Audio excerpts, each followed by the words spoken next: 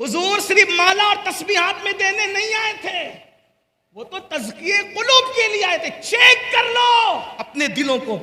جس قوم کے دل سگے بھائیوں کے لیے صاف نہ ہو، جس قوم کے دل پھوپھی اور چچاؤں کے لیے صاف نہ ہو، جس قوم کے دل پڑوسیوں کے لیے صاف نہ ہو، جس قوم کے دل بہنوں کے لیے صاف نہ ہو، ارے حد تو یہ ہے جس امام کے پیچھے نماز پڑھتے ہو ان اماموں کے لیے جب تمہارے دل صاف نہ ہو تو تمہاری نماز کا کیا ہو؟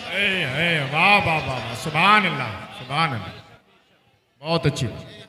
اگر کافر کے ہاتھ میں آئی فون دیکھا آپ کو کوئی اعتراض نہیں ہوتا، لیکن امام کے ہاتھ میں آئی فون آ گیا تو فوراً آنکھیں پھٹ کے کہتی ان کے پاس آیا تھا، فوراً شک کی نظر سے دیکھ، فوراً ارے نادان، جب تو اتنے پیچھے کھڑے رہتا ہے، بلکہ ہفتے میں ایک دن آ کر اتنے پیچھے کھڑے رہتا ہے، اللہ تجھے اتنا عطا کرتا ہے، جو سب کے آگے کھڑے رہتا ہے اس پر عطا کا عالم کیا ہو؟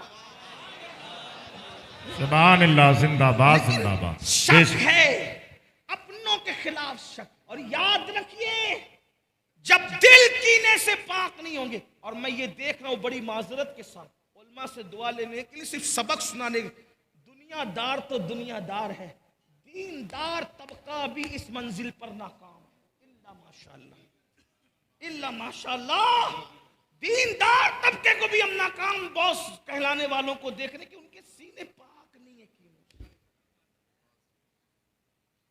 اگر کسی کی تقریر بھی اچھی ہو جائے تو ان کو اس وقت بھی تکلیف ہوتی ہے، بری ہو جائے تو بھی تکلیف ہوتی ہے۔ آپ توجہ فرمائیں، کسی سے لوگ زیادہ پیار کرنے والے ہوں تو تکلیف ہوتی ہے، مخالفت کرنے والے ہوں تو تکلیف، یعنی ہمارے دل کا، اچھا ہم نے دل کو پاک اور صاف رکھنا، کچھ اہمیت اس کی سمجھی ہی نہیں، اور اللہ کے رسول دلوں کا تزکیہ کرنے کے لیے تھے، وَيُزَكِّيهِمْ وَيُعَلِّمُهُمُ الْكِتَابَ وَالْحِكْمَةَ۔ تعلیم بعد میں ہے، پہلے قرآن نے دلوں کا تزکیہ بیان فرمایا۔ ہم تعلیم تو حاصل کر رہے ہیں، تزکیہ کہاں ہے؟ اور جب تک دل صاف نہ ہو، چیک کر لو اپنے دل کو، اپنے من میں ڈوب کر تہجد گزارو، فجر پہ گھمنڈ کرنے والوں، ظہر پہ اترانے والوں، جانے نماز نے کہہ دیا کہ جس کے دل پاک و صاف نہیں ہے بغض و کینے سے، ان کے سجدے ان کے سر کے اوپر نہیں جاتے، ان کی نمازیں ان کے سر کے اوپر نہیں جاتی، ان کی دعائیں ان کے، اس کا مطلب صرف نماز پڑھ کے بھی چھٹکارا نہیں ہے۔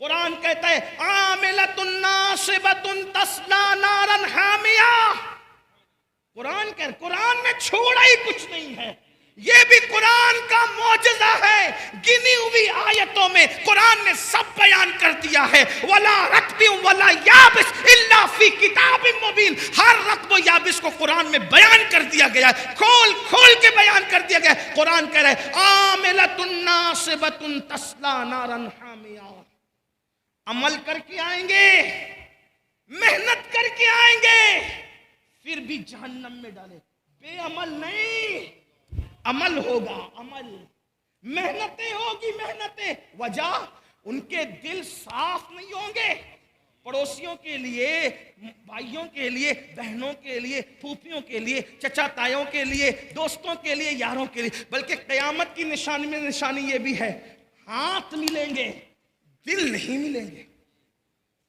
عید پہ گلے تو ملتے ہو، سینے سے سینہ ملتا ہے، دل کب ملا؟ اور ایک بات آپ کو بتاؤں، حضور نے جنتی ہونے کی نشانی بیان کی، آقا نے فرمایا اے انس، صبح اس حال میں کرنا کہ تیرے دل میں کسی کے لیے کینہ نہ ہو۔ آقا فرماتے، سن لیں حدیث پاک کا مفہوم، کیا فرمایا؟ اے انس، صبح اس حال میں کرنا کہ تیرے دل میں کسی مسلمان کے لیے کینہ نہ ہو، یہ میری سنت ہے، اور جو میری سنت پر عمل کرے گا جنت میں میرے ساتھ جائے گا۔ سبحان اللہ سبحان اللہ۔ اگر حضور کا ساتھ جنت میں چاہتے ہو دل کو صاف کر لو۔ اب کہتے ہیں ارے حضرات ہم تو دعا کرتے قبول نہیں ہوتی۔ سیدنا ابو ہریرہ دمشق گئے، ملک شام، جب دمشق گئے تو لوگوں نے کہا اے صحابی رسول آپ دعا کیجئے، توجہ کرنا، آپ دعا کیجئے، صحابی کی دعا ہم سب کے حق میں قبول ہوگی۔ حضرت ابو ہریرہ نے فرمایا ایک ہی شرط پہ دعا کروں گا، توجہ، ہے نا آپ کی توجہ؟ بہت اچھے سے سن رہے ہو لیکن مزید توجہ، بہت اہم موڑ پر گفتگو آ رہی ہے. کیا فرمایا؟ ضرور دعا کروں گا، شرط ہے اگر کسی کے اپنے رشتہ دار سے رشتہ ٹوٹا ہوا ہے تو پہلے وہ میری محفل سے باہر نکلے، کیونکہ رشتہ داروں کے لیے کینے والوں کے درمیان میں دعا نہیں کروں گا. کیونکہ میں نے اپنے نبی سے سنا جس محفل میں رشتہ داروں کے لیے کینے والے موجود ہوں، رشتہ توڑنے والے موجود ہوں، رشتے کو منقطع کرنے والے موجود ہوں، اللہ دعا قبول نہیں کرتا. فرماتے ہیں میری دعا اگر لینا ہے تو پورے مجمع میں جس نے اپنے رشتہ داروں سے بات بند کر رکھی ہے باہر جائے. مگر وہ خیر القرون تھا، وہ خیر القرون تھا. اگرچہ اصحاب رخصت ہو رہے تھے لیکن سینئر تابعین کا دور شروع ہو چکا تھا. پتہ ہے جب پورے مجمع میں دمشق میں اعلان ہوا کہ دل میں کینے رکھنے والے اور رشتے توڑنے والے محفل کے باہر نکلیں، تو پوری محفل میں کوئی بھی ایسا نہیں تھا جو جائے سوائے ایک جوان کے. وہ جوان اٹھا اور اٹھ کے جانے کے بعد فوراً گھر پہنچا، اپنی پھپھی کے پاس گیا، کہا پھپھی اماں مجھے معاف کر دو، میں نے تم سے بات بند کر رکھی تھی. وہ پھپھی نے کہا اب ہوش آیا تجھے؟ کہا ہوش اس لیے آیا کہ حضرت ابو ہریرہ نے اپنی محفل سے مجھے نکال کے بھگا دیا کہ جب تک کہ رشتوں کو کاٹنے والے، دل میں کینہ رکھنے والے میں موجود ہوں گے میں دعا نہیں کروں گا. تو پھپھی امی اب صحابی کی دعا کی برکتیں لینی ہے تو میں تمہارے ساتھ صلح کرنے کے لیے آ گیا. آپ مجھے بتائیں یہ مقبول دعاؤں کی محفلیں تھی. ہماری محفل کا حال تو یہ ہے اگر 100 لوگ موجود ہیں تو 98 لوگ تو سارے بغض کینہ لے کر کے آتے ہیں، پھر کہاں دعا؟ لوگ کہتے ہیں مولانا پہلے جب بارش مانگنے کے لیے جاتے تھے تو جاتے تھے بھیگ کے آتے تھے، پہلے کے مولانا لوگ ایسے تھے. میں نے کہا ہوش کے ناخن لو، مولانا تو اب بھی ویسا ہی مولانا ہے، تمہارے دل کہاں ہے؟ آمین کہنے والوں کے دل کہاں ہے؟ دل میں بغض ہے، کینے ہے، حسد ہے. اور ایک بات اور آگے بڑھ کے بتاؤں، اب توجہ کرنا، جب پھپھی کے لیے، بھائی کے لیے، چچا کے لیے دل صاف نہ ہو تو یہ حال ہے کہ سجدے سر کے اوپر نہ جائیں اور جو ماں باپ کی بد دعا لیں، جو ماں باپ کو تڑپائیں، ماں باپ کو سسکیاں لینے پہ مجبور کریں. کسی کے ماں باپ کسی کے دروازے پر روٹی کا ٹکڑا مانگ کر کے گزارا کر رہے ہیں، کسی کے ماں باپ مسجد کے زینے پہ بیٹھ کر کے بھیک مانگ کر کے گزارا کر رہے ہیں، کسی کے ماں باپ اللہ اکبر کسی کے یہاں برتن جھاڑو کر کے اپنا گزارا کرنے پر مجبور ہے. اے میری قوم کے جوانوں یاد رکھو، جب تک کہ اللہ کے بندوں کو خوش نہیں کرو گے اس وقت تک اللہ آپ سے ہم سے راضی نہیں ہوگا. سرکار غریب نواز رضی اللہ تعالیٰ نے ارشاد فرماتے ہیں کہ بندوں کے دل سے اللہ تک پہنچنے کا راستہ جاتا ہے، یعنی جب تک دلوں کو خوش نہیں کرو گے اس وقت تک تم اللہ کو راضی نہیں کر سکتے. حضرت سیدنا امام جعفر صادق کا قول ہے روئے زمین پر جتنے ذرات ہیں اس سے زیادہ اللہ تک پہنچنے کے راستے ہیں.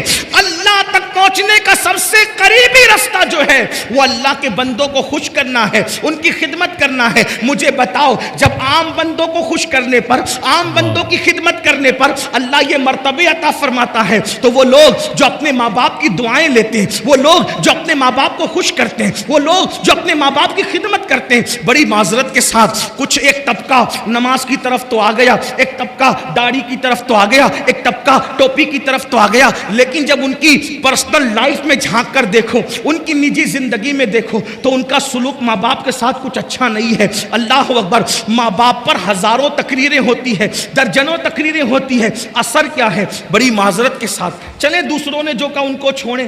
مسلک اعلیٰ حضرت میں ماں باپ کی کیا اہمیت؟ کیونکہ مسلک کا نعرہ لگاتے ہیں ہم، مسلک کا نعرہ، ہمارا حال یہ ہو گیا میٹھا میٹھا ہپ ہپ، کڑوا کڑوا تھو تھو. مسلک اعلیٰ حضرت میں جہاں اشداء علی الکفار ہے وہیں پر رحماء بینہم بھی ہے. ہم نے اشداء علی الکفار کو ہائی لائٹ کیا، کرنا بھی تھا اور ہونا بھی چاہیے، لیکن شاید ہم نے رحماء بینہم کو بلا دیا. اسی لیے جو نرمی ایک دوسرے کے لیے ہونا چاہیے، بعض لوگوں میں، بعض کی بات کر رہا ہوں، سب کی نہیں، بعض لوگوں میں کہیں نہ کہیں وہ چیز اٹھ گئی. نعرہ تو لگائے گا جلسے میں مسلک اعلیٰ زندہ باد، نبی کا دامن نہیں چھوڑیں گے، غوث کا دامن، اور